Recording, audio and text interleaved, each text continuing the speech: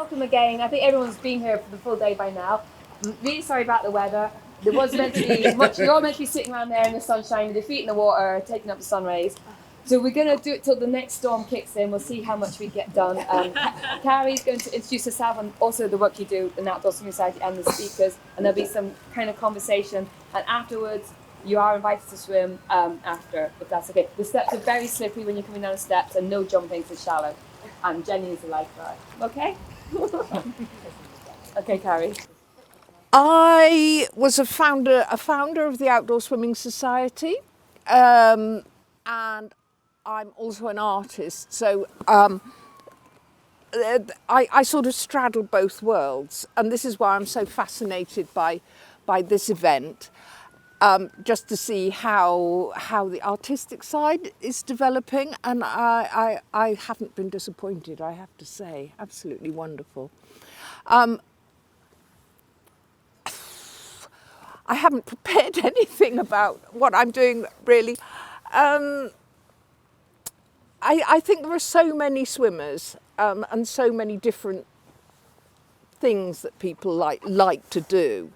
And I think this is a way forward. It's been such an exponential explosion of people doing outdoor swimming, especially with the pandemic, that I think to give other people an opportunity to express why they want to be part of this is just a wonderful thing. Anyway, I'm feeling quite inarticulate, so I'm going to pass over. We're going to start with RONAN FOLEY, I'm not sure if you pronounce FOLEY, yeah, who is a health geographer, and I'm sure he will explain what a health geographer is. Thanks, RONAN. So my kind of presentation is called Swimming as a Source of Therapeutic Accretion. So this idea of kind of building up resilience through swimming. So I'm going to talk more so about swimming places and the immersive elements of being a swimmer.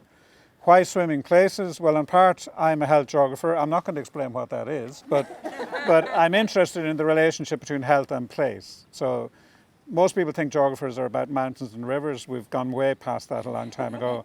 It's now all about place and space. So it's about how that works together. People also know the term green space, but I suppose myself and others have partially developed the idea of blue space, which myself and Thomas Kisterman, define as health-enabling places and spaces where water is at the centre of a range of environments with identifiable potential for the promotion of human well-being.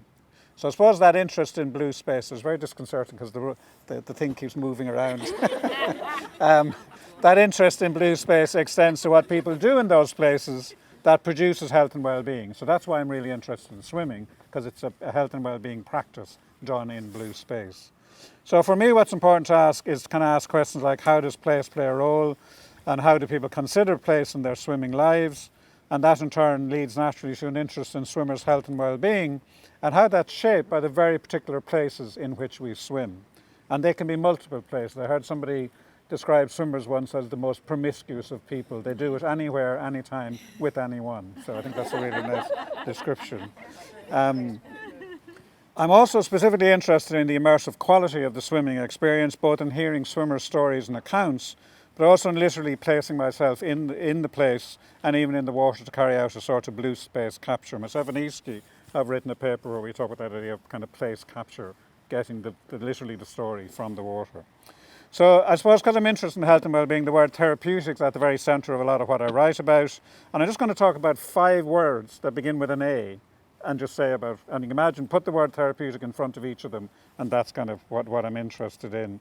And there's overlaps between them. So the ideas come from conversations, interviews with swimmers, as well as some auto-ethnographic indulgences. I kind of occasionally write a swimming diary.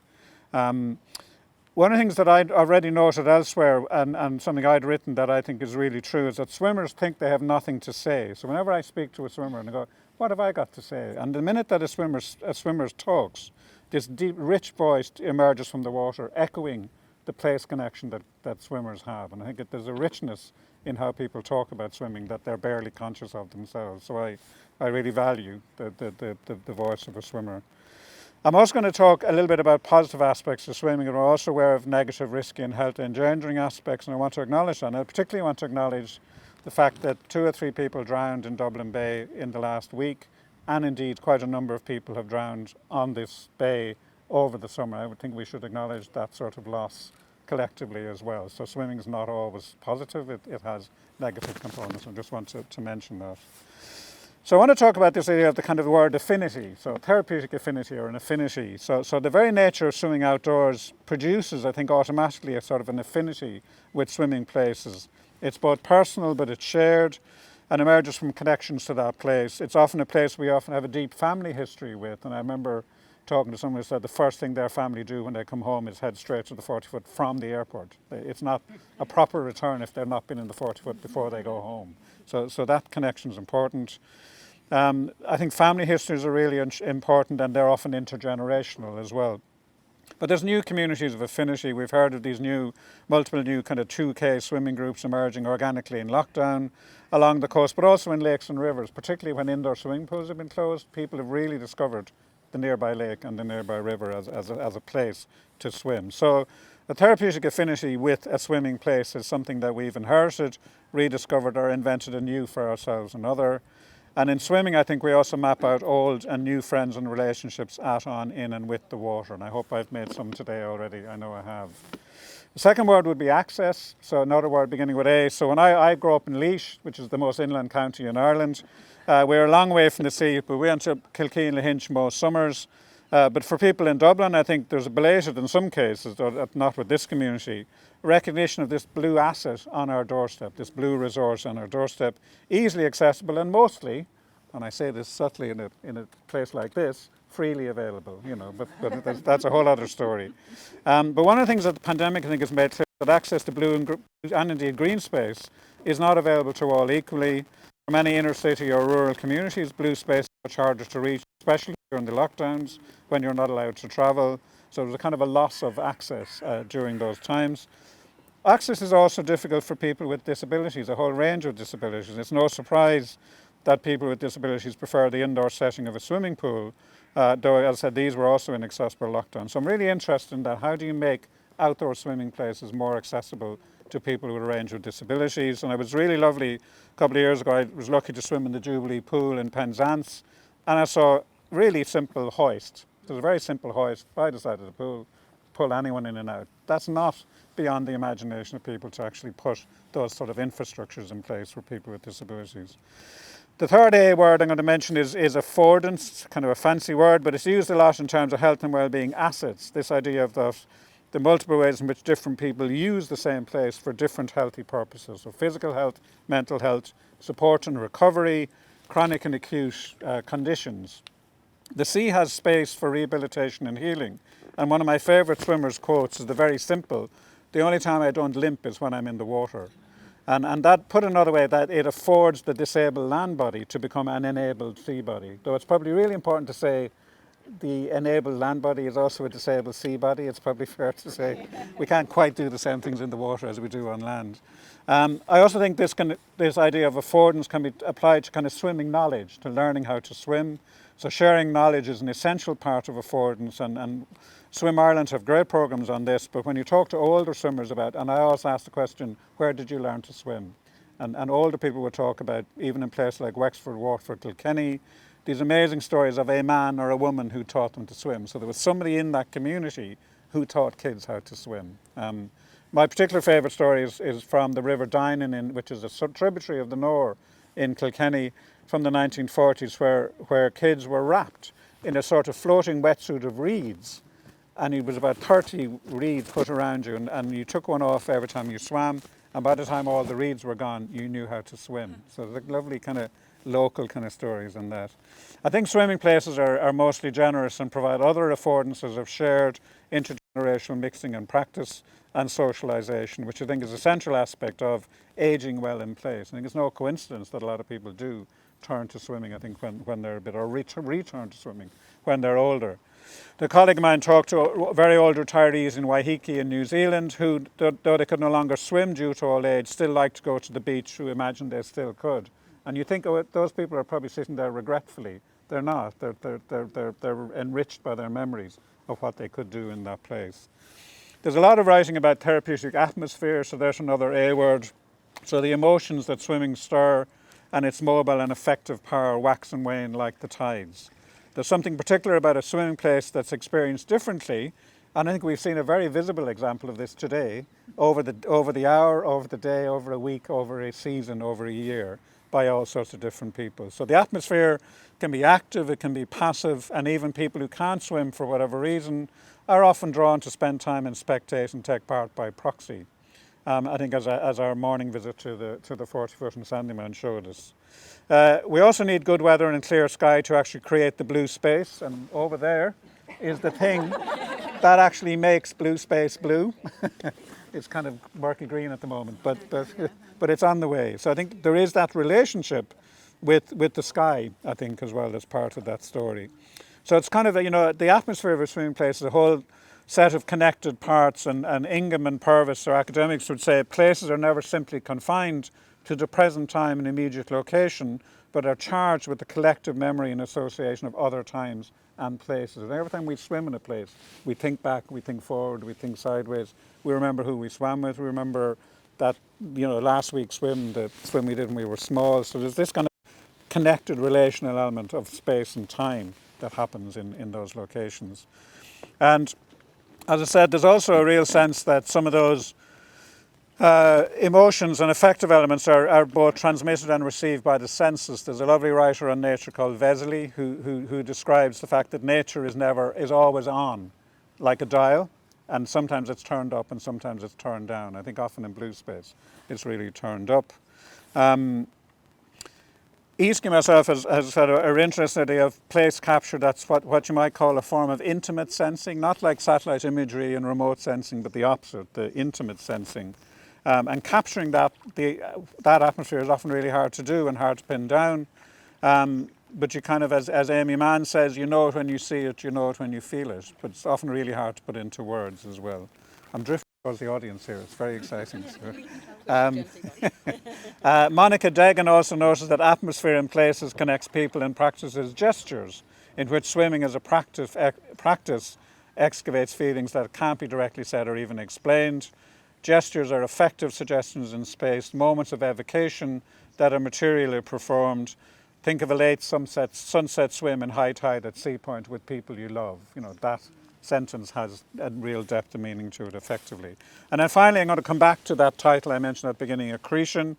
I use the idea of therapeutic accretion as a metaphor for how one builds strength and resilience through swimming across the life course, and that where, when and who we swim with is always a kind of relational geographical act that enables health and well-being over time. It sometimes gets lost and needs topping up from time to time, but it's there if and when we want and need it. And I also think of it as being a little bit like a seed pearl, or the way that a pearl is produced by an oyster. It's built up over time. It's kind of seeping into flesh and bone, building layers of a salty crust of what Tim Winton calls the stuff that sticks. We talk in environmental terms about leaving no trace, and yet place always leaves a trace on us.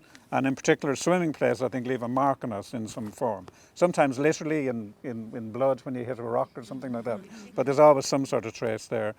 I had a really interesting discussion with another really great Australian writer called Michael Adams, who's a free diver.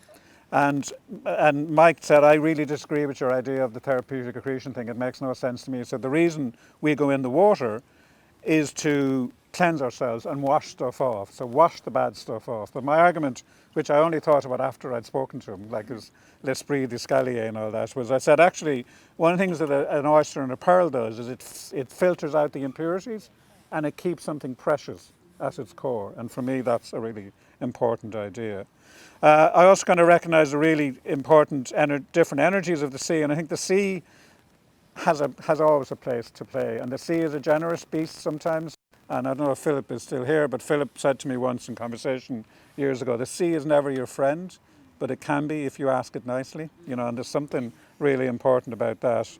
And I suppose I just want to finish with that idea of the generosity of the sea towards ourselves as a resource and as an asset for health and well-being, as a filtering device to get out the bad stuff, store in the good stuff, and build it up over time and build it onto our bodies as a healthy crust on our bodies for the future. And that's it. I think Ronan, I think I'd like to talk to you about about your piece. I think there's so much in that. We've got a moment for a quick question if anybody has something they want to say now. I'm happy to wait too. All right, in which case, may I introduce Hannah, who is going to talk a bit about your work in Brighton, I believe, aren't you? To do with mental health and swimming. Yeah, apologies if you can't hear me. I don't have a very loud voice, but I will try and project. So I'm a psychologist in adult mental health. So I've come to this from a kind of clinical perspective, I guess. I'm also a swimmer. I've been a regular swimmer for 10 years. And I was talking to a friend. So in mental health, I guess, you know, we all know it feels like it's getting worse. COVID didn't help with that. We have evidence-based therapies that are helpful, but somehow there still feels like there's room for more ways of improving well-being and mental health. And it was swimming with a friend, Charlie, who Ronan knows. We were talking about how it always makes you feel better, or almost always makes you feel better anyway. And really wanted to do something with that. It's what I love, and I wanted to see if there was a way of sharing it with people who might be able to benefit. I think Philip mentioned this morning, I mean, here it feels so inclusive and encouraging, and in England there's much more likely to be signs saying don't go in. It's not as accessible, and so there's lots of people, I think, who could benefit who wouldn't have the confidence. So the first thing that I did was to try and offer a course to people with mental health problems, kind of through the NHS, which, I mean, this event has been amazing and must have taken so much work and all of the health and safety. I mean, because the number of barriers that I came across trying to set up a course was ridiculous. But actually, interestingly, what kept happening was when I came up against a barrier, it would be someone who got what I was trying to do. They would have been swimming, or they loved it and they understood. So I was able to run one course, pulling on lots of favours from friends, and it did feel really special. And as a therapist, there was some really interesting aspects. There was much more of a sense of equality, I think, with the other people in the group. We were in a space together that was kind of shared rather than they came to see me in my space. And of course there was, you know, nature and on the beach and the sea that was kind of alongside us in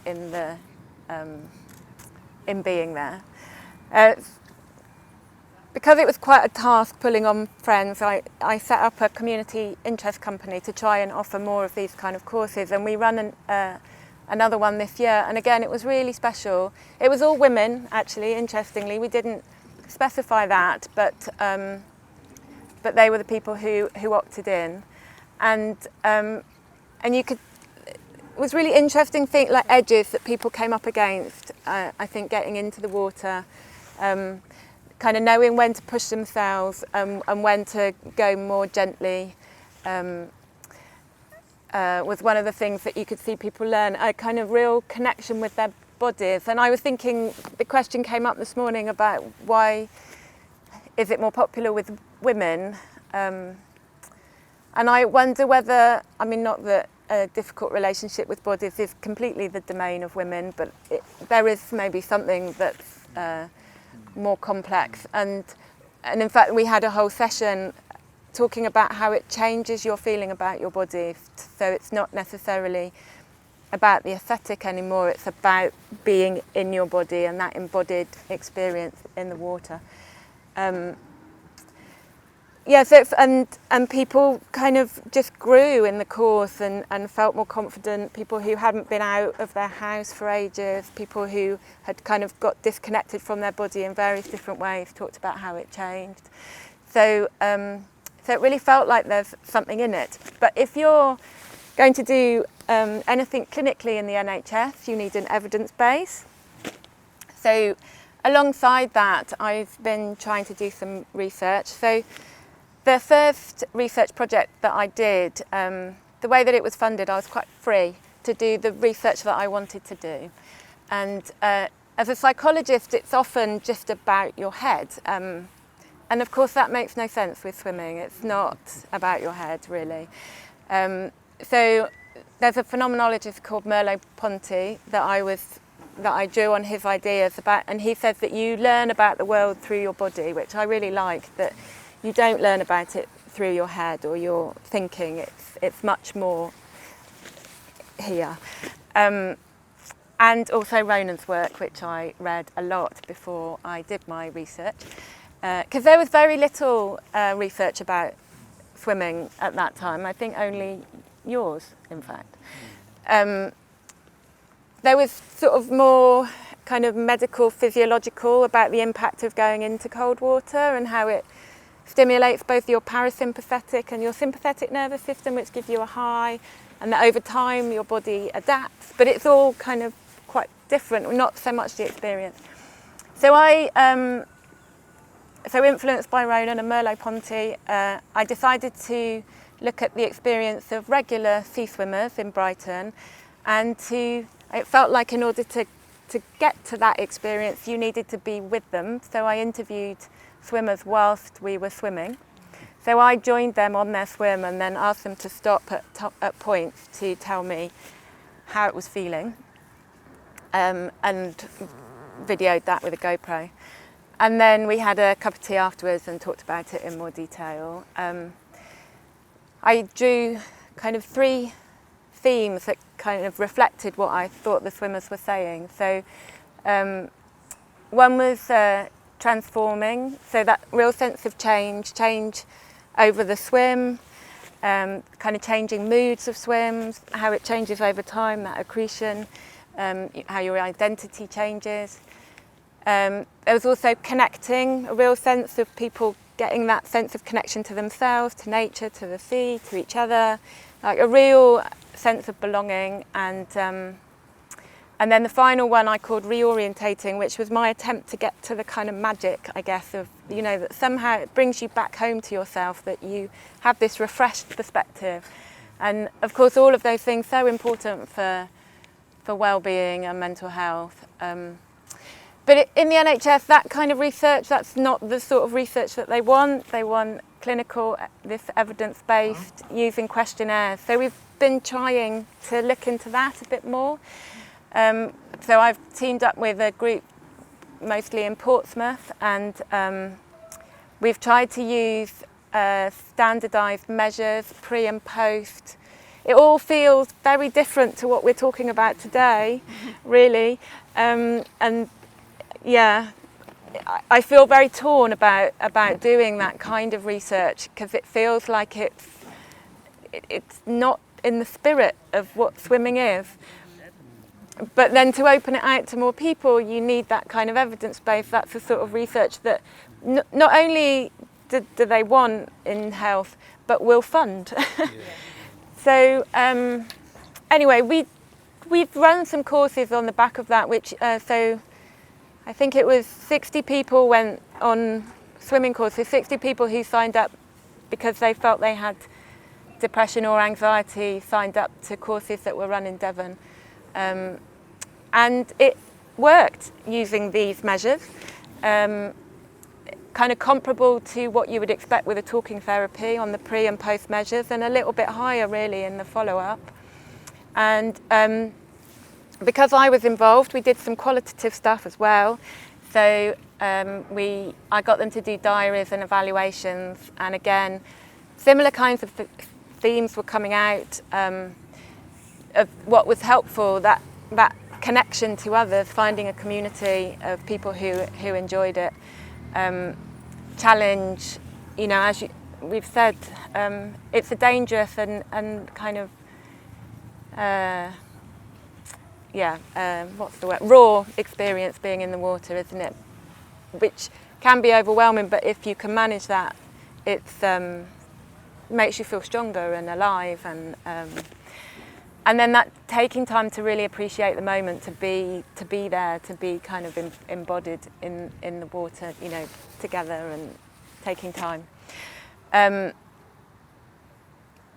So we're moving on to doing the other kind of area that we're looking at is whether there's physiological measures that can kind of shed light on what happens. So whether it has an impact on inflammation, which is linked to lots of mental health problems. We've looked at heart rate variability, which is linked to your vagal nerve, which gets stimulated when you're swimming. And if you've got good heart rate variability, that means that you're supposed to be more kind of flexible and adaptable in situations, and maybe swimming helps you to become that. So they're interesting and fascinating areas, I think, but also feels very different, like I said, to this. So I'm kind of on that edge, and I'd be interested to know what people think about whether it's worth it, I guess. Yes. So, thank you. We're getting to the end Yes. of this session. So we've got a minute. Do you want to wind up? Well, that was it, really. I guess that was where I was going to leave it, with the question, with where I'm at. Yeah. That I thought, oh my God, I jumped. No, I've got about another 20 minutes. Is that okay? So, anybody got an instant rejoinder for Hannah? Yeah, I just wondered about. I was asked. There was this. I don't know if you've seen the film, the documentary Vitamin C, about the woman with the migraine and very debilitating migraine, and how it didn't cure her, but it definitely brought it down to a manageable level, and she was able to finish her PhD. But they came over here and they showed the film in Dublin. I haven't seen it, by the way. Have you not seen it? Yeah, you should see it. But so, like, her partner made the film, and it was every day. But they did a lot of studies around that at the time as well. So they were studying the effects. So it wasn't just the cold water and the pain relief, but there were minerals, and there was a whole thing.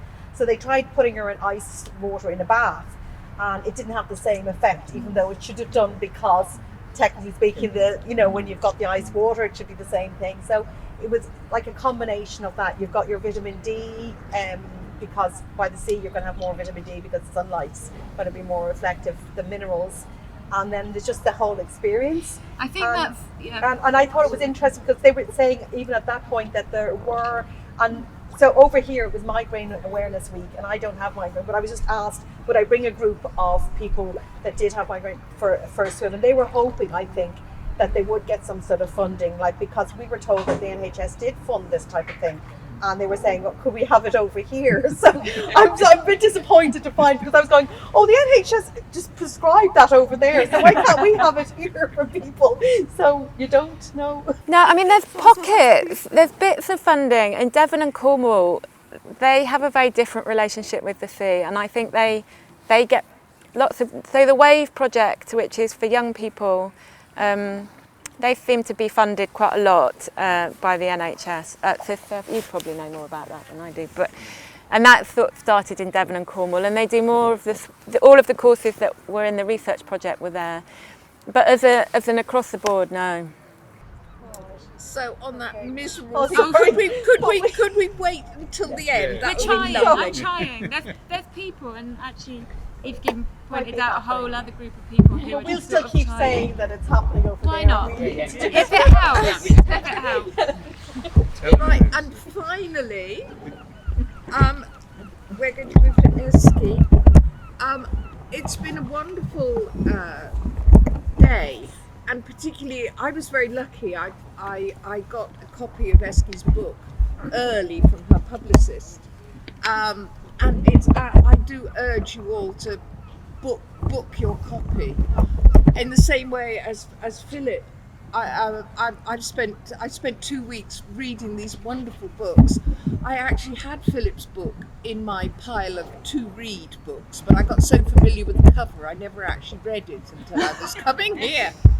But now I've read yours before it's been published, and you have a paragraph which I wrote down, but I don't think I've got it in my boat. That's a great line. Hang on, I may have it. It's gone. No. Got it here. Anyway, EASKEY, towards the end of her book, you'll have to find it, is talking about we need more than science. And we need the arts and artists to be able to interpret that the health But she wrote the book. I've forgotten it. EASKEY, take over. Oh, this is tough coming at the end of this gig. It's very tough. Thanks so much, everyone. So I'm EASKEY BRITTON, a surfer rather than a swimmer, although, I mean, it goes hand in hand for me. I learned swimming skills to support my surfing, and they've gone side by side in my life. But I will say this, as a surfer, the perspective of the ocean is different. Like Ronan's talking about connection to place, and I'm seeking out very different parts of the ocean that are full of the wave energy and that kind of the wildness. And for a while, I've only recently come back to sea swimming kind of in adulthood too, in the last maybe 5-6 years, and I came back to Ireland after traveling around the world a lot with both my research and my surfing. And it just opened up a whole other experience of the coastline, because I started to pay attention to different parts of it that I saw in a new way, because I was immersed in the sea in a different way. It's just, and you're so much more immersed swimming as well. So there was a perspective shift, and I just love now appreciating at this stage of my life as a competitive surfer for most of my life. But now the joy of having those different perspectives, like any and every way to connect with the water and get in it and experience it, it kind of, for me, goes beyond the actual activity that you're doing. And it's just, I think, for me, it's I'm trying to experience it in as many different ways as possible. And as a marine social scientist, I'm most interested in trying to understand that human relationship with water and with the sea in particular, especially the link between ocean health and human health, and the capacity of water to heal, as well as its dangers and its capacity to take life. But why are we so drawn to it? And my research and my work and my own sort of personal connection is all around trying to understand that connection. Like, why are we drawn to it? Why water? How do we restore the connection where it's been lost? I think a big part of my work with the challenges we face, I firmly believe if we can deepen the emotional connection, you create a greater sense of empathy. And we know from the science and the research it does lead to more pro-environmental actions, and because you have this different kind of intimacy and a language for these spaces and places that goes beyond the human, which is really important. So those are kind of things I look at in my research, and I try to unpack in my waterproof my new book. So it's not out yet, Saltwater in the Blood. It comes out September 14th, so this is its first kind of public outing, and I picked a part in it I want to share, to read to you, that I feel really speaks to what I've been feeling today, and in particular the embodied part of it, the embodiment. But what does that actually mean for people who are, so my work also is looking at where people don't have access to the water and why, and how to overcome those barriers, in particular for, I suppose, more minority groups. So I spent some time in Iran and the Middle East in particular over the last decade or so, but also then here in Ireland, so translating lessons learned, and just discovering the incredibly powerful connective properties of water that really transcend culture, language, barrier, if it's approached in a way where a really enabling space is created, where people feel safe enough to take the risk. You know what I mean? We a lovely conversation with Michelle on the way over here about it's the importance of having this connection with the sea in our lives right now, and swimming is because of the spontaneity and risk it offers in our lives in such a risk-averse, controlled society. And so that's where freedom and all these other things come into it. So I wanted to share a little bit I write in the book about the experience of taking women in Iran into the water for the first time and into the sea through a process similar to what we had a little taste of this morning, of connecting with the body and the breath and building the trust with our bodies. Because as Hannah rightly said, it's like and in academia too, I kind of took a step back from it recently because I felt like I was just a head, like walking around totally disembodied, and that my mind was floating somewhere away from my body. But we are body minds. We experience and make meaning through the world around us, through our bodies, when we sense it and feel it that way, and then that our bodies are communicating, actually then sending the message or signals to the brain and so on. Anyways. So I could get into the whole the nitty-gritty of the research, and I have a body of work where I do look at the evidence-based impact and how to evidence that's a big question, experiences like blue space therapies, in particular surf therapy and also swimming. And we did a study, I'll just mention it for a moment, called Near Health. So it's funded by the Environmental Protection Agency and the Health Service. Ran for 3 or 4 years, a nationally funded study, the first of its kind, to look at how people connect with nature for health and well-being in Ireland. And my role in it was looking at how people connect with water. No surprise there. And I got a chance to work quite closely with various, groups who are already working to connect people with the water, be it through sailing, beach cleans, surf therapy, and also swimming. And it turns out actually to speak to your point too about the kind of reducing, especially an experience like water, to the sum of its parts, and how to measure something like that of what we've just experienced today is really challenging. And I feel the tension in myself as I speak about it. Similar tension I felt as a competitive surfer. But I do feel actually another way to look at it is that it helps reveal these patterns, and it helps capture an image of the shifts of transformation and change. That line on a graph, that's what that is. And I'm fascinated by patterns, and I think they're very powerful if they're also supported by the story and they're situated within the context is really important. It's kind of when they get kind of pulled out and thrown around like facts and figures, it's more of an issue. But I wanted to speak more to the embodied part of it. But just to say the study we did do in Ireland on sea swimming is with a group of adults being introduced to the sea for the first time. So again, moving through that fear, the importance of creating that space in a way where they could learn the language of the sea, connect with it through their bodies, with the swimming group in Galway. And it turned out to be, we used a measure to measure connectedness across different aspects of life. And it really had a spillover effect into all aspects of life, of enhancing this feeling of connectedness, not just with water and the sea and nature, but also with each other, and then changing their relationships with family, school, work, when they left the water. So the experiences we have, we do take them with us. And one other thing as well, when you were speaking, Ronan, about the accretion and the sea leaving its residue, I write in the book about being salt stained. And again, the science is fascinating there on the physiologically around like the microbiology, for instance, of a study by a friend of mine who's also a surfer scientist, Cliff Capono, called the Surfer Biome Project, was looking at does our microbiome change depending on whether we are land loving or water loving, depending on how much we immerse ourselves in the sea and particular bodies of water. And it alters our microbiome on our skin. It's different. It's remarkable.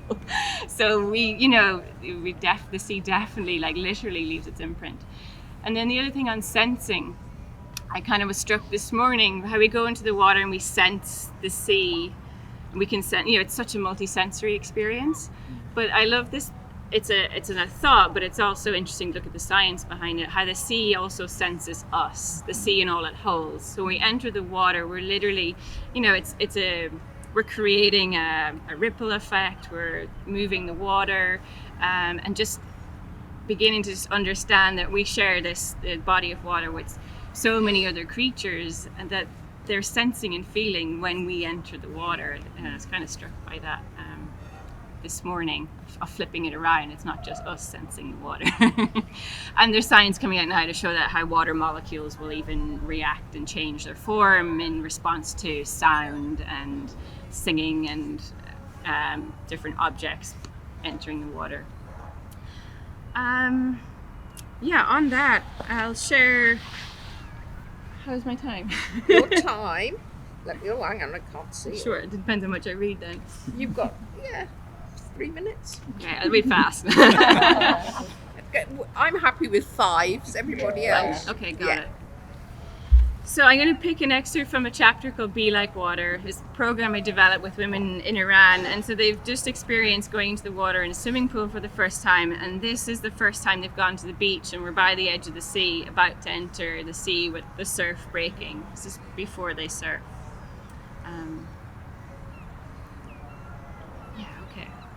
We formed a loose circle and began some gentle breathing exercises. Focusing on our breath's natural rhythm, we began to call our excited minds back into our bodies. We noticed how our breath had its own ebb and flow, rise and fall, like the incoming waves or the slower moving tides. Closing our eyes exposed our other senses, made us become more attuned to our surroundings. Sounds became more vivid, almost like hearing the world in color. The deep blue of a hollow wave rumbling, the golden green of a surging wave crashing onto the sand, the amber yellow of the fizzing sea foam. We began to listen for the signature sounds of various waveforms, trying to discern the particular notes of different types of waves. The crashing, spilling, or surging waves that rushed up the sand toward our feet before being sucked back into the sea. We listened for a tempo or cadence when the waves arrived in a set, or like carriages in a train, breaking one after another, which was followed by a lull that was filled with the white noise hum of the ocean, like a slow exhalation. The salty, tangy smell of the sea flooded our noses on the in-breath, and our bodies became more sensitive to the cooling sea breeze, wrapping around our necks as the wind lifted the edge of our hijabs. When we opened our eyes again, the waves seemed more familiar. We all already recognized their form and energy by their sound. I could feel the nervousness begin to ease as everyone's natural breathing rate slowed a little. For all of us, this was something of a renewal of our relationship with our bodies and with water. For some, it was their first introduction to the sea and surf. Splashing our faces with seawater in the shallows woke up our bodies to the quality of the water, its saltiness and temperature. I stood in the water up to my waist, the fabric of my tunic spreading around me. As a wave approached, I spread my arms out wide, as if to embrace it in a hug, surrendering to its full force, softening my body as it rushed toward and over me, completely engulfing my body, lifting me up and carrying me forward in a storm of white water as I melted into its foam, washing me up onto the tide line. This was an exercise that helped restore our relationship with water and waves so that we could learn to move and swim in the surf with confidence and not be afraid of its touch. In a similar vein, botanist Robin Wall Kimmerer described in her book Braiding Sweetgrass how the renewal of our relationship with the environment is integral to restoring nature. There's much more, but I will close on a quote from one of the women. She's actually the mother of a young female surfer who won an International Surfing Association scholarship since this workshop, FURRE. But I asked her mum Fereshte what the sea means to her shortly after this. And her response highlighted her deep and rich connection to the sea, as well as how it can act as a powerful living metaphor for the values we seek in everyday life. She said, "It is purity. The sea is honest. It is truth without discrimination. It may be vicious, it may be calm, but it's always honest about how it is." Thank you.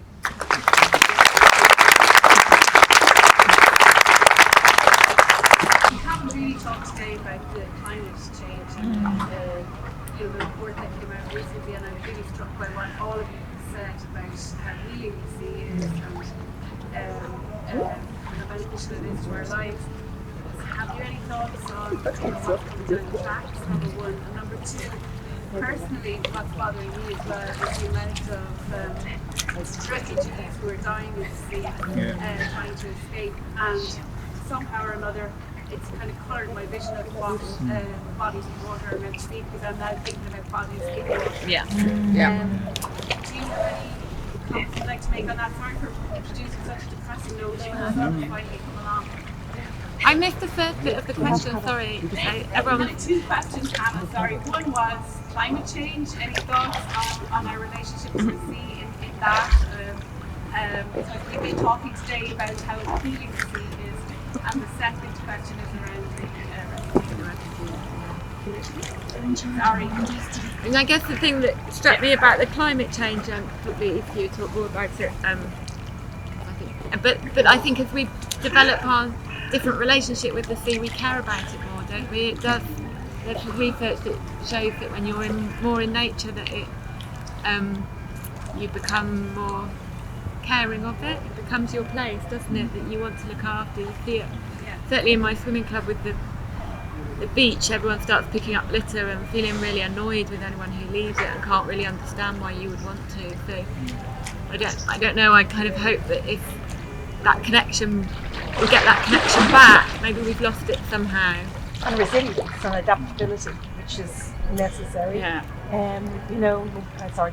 No, go on. You know what I mean? No matter even if we could be totally carbon neutral, we're going to have extreme weather events. They're happening, and the more we can actually you were saying about being in the sea can make you actually more resilient and more adaptable, and that's something we're going to need to be. So, you know, I think that it is. I mean, this in the maps by 2030, all this is going to be underwater. You know, so you know, we're just going to need to adapt. It means we might need to move away from our homes. We might need to change the way we live, and you know, and then it gives us a respect. I think for the world. Anyway, sorry.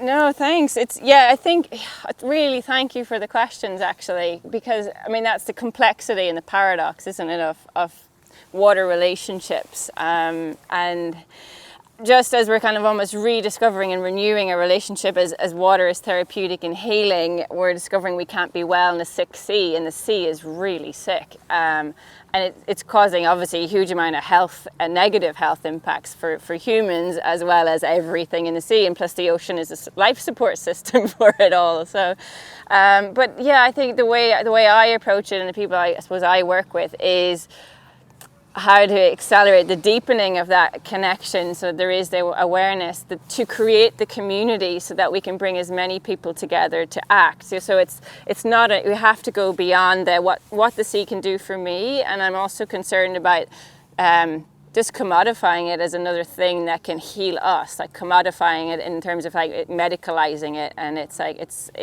a cure for our own ailments, rather than recognizing the entanglement that we're mirroring, because we're, you know, so there's such a rocketing, you know, psychological and mental health issues is reflective of the trauma we must be feeling from the separation that we have from these living systems. So that's why my work is really focusing on the connection part, because I feel like, yeah, it has to be mutual, the healing. And I really feel that through healing the ocean and working on the ocean health part, we're also, with the knowledge and understanding of how beneficial it is for us, then we're in a way restore the water, restore ourselves. That is what Robin Wall Kimmerer writes about, and by that I mean how do we create a culture of reciprocity that actually is, and in this blue space, blue health research, it's very human centric. Yeah. Can I respond too, just to say, maybe as a geographer, respond to that question? We like to talk a lot about connectivity, but the sea separates and the sea divides, and it's a barrier. It's a barrier to migrants, it's a barrier to refugees. Sorry, the sea is a kind of a barrier to refugees and to migrants. It becomes actually a fortress keeping people out. So it's conceptualized in a different way geographically sometimes at that micro scale. So like water works at multiple scales. And as a geographer, I'm interested in the micro scale, but also the macro scale, and you can't separate those. They're connected. And then the other thing I'd say is, like, after today's rain, nobody in their right mind will swim in Dublin Bay for the next 2 days if they're sensible. So there's a relational geography between weather and water, and the sea is not separate from land in that all water is connected through the hydrological system. You know, it's old-fashioned primary school geography, but what comes up in the clouds comes down on the ground. And actually, people often talk about the oceans as a separate thing, but you can't have an ocean without land water filling it and feeding into it. So there's a relationship between the geography of the blue, the kind of filters from land into sea, and how that in turn creates issues and problems. So again, it's that connection is one way, but you have to understand the disconnect as well, I guess. A really good book I've just come across, sorry to jump in again at Anna Maria, I think you might be interested in, is Blue Legalities, which helps unpack some of what you're getting at for me, of understanding like why is there being such a disconnect with the ocean, also in terms of our like policy, governance, how we relate to it, and kind of just leave it as this sort of blank space where almost anything goes, especially when it comes to human rights at sea and in the sea. Yeah. So. You might have seen the RNLI in the UK were in a spat recently about, you know, what their role exactly is in terms of rescuing people in the channel, and yet, you know, there are people who will, amongst us here, who will pay the $2.5 grand or $3 or $4 grand or whatever it is to do their own swim across the channel. So it's sitting uneasy with me at the moment. You know, I'm one of those people. I've done 2 channel relays and I think the other thing that I read about is the deep sea mining that's starting now, with no kind of regulations on it. You know, that's a whole other kind of area. Oh, it's a big conversation. Yeah, I'd like to continue it more though with you. So again, thanks. Sorry, what was the name of that book again? Blue Legalities. Okay. Yeah, it's not bedtime reading, but it's really yeah. But I think that book you mentioned, Binding Sweetgrass, is a real iconic book. Yeah. Would you agree? Yeah, chimeras, but braiding sweetgrass. Yeah. Ruth, you've a... Yeah, it's not a question, it's more a response to, or a comment on Anna Maria's questions, which I really like as well. That is, I really like the very thoughtful questions, like what is climate change going to kind of tell us going down the line, or in relation to our relationship with the sea and the refugees. And for me, what it points to is that the sea is an incredibly political and politicised space, and very often within policy, within governance, it's not presented as that, particularly if we're talking about the environmental aspects of it that are seen as kind of separate to all the other aspects of it. It's presented as a kind of a space where you can, where you have these so-called objective facts that you can present, and it's never without that context, which is highly politicized. So for me, what climate change is bringing more to the fore, and this links into your point about refugees, it's bringing us to face with the inherent inequalities that are there, however they play out, and they play out in many ways.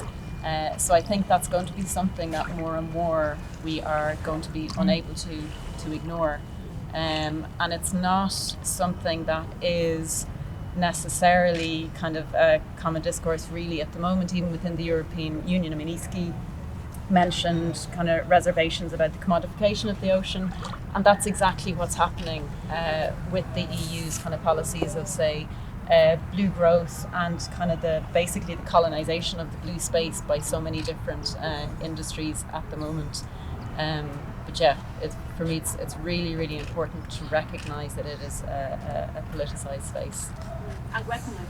And weaponized as well, exactly. Yeah. Very strange disc in the sky. Rather than be completely sort of, as well, I think one of the things with climate action and with everything that's happening with equality, with everything, is that we have to actually, even though we acknowledge the things, that the problems that are there, we have to look at the fact that there are solutions and that we can do it. Because if we become completely negative, it freezes us to be able to do anything. So it makes us feel like, what's the point of being nihilistic? And I'll just say, well, sure, there's no point. Nothing can be solved and that would be, really, really sad. So, we can do things. We can do amazing things, and especially if we swim together. Speaking of swimming, surely it's time to go swim, isn't it? Now might be a good time to do that.